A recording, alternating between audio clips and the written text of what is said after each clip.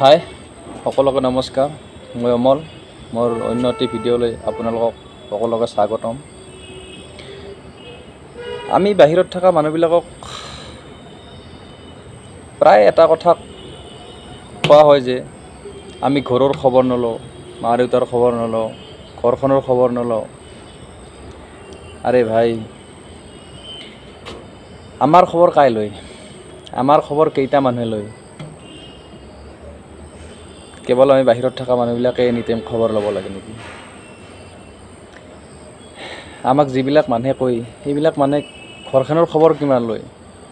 ঘৰত থকা ল'ৰা ছোৱালীখিনি ঘৰৰ খবৰ কিমান লয়?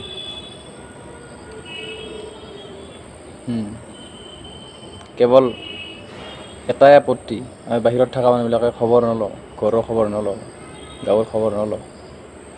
আৰে ভাই, আমাৰ খবৰ কেইটাই লয়, কিমানে লয়? ধন্যবাদ।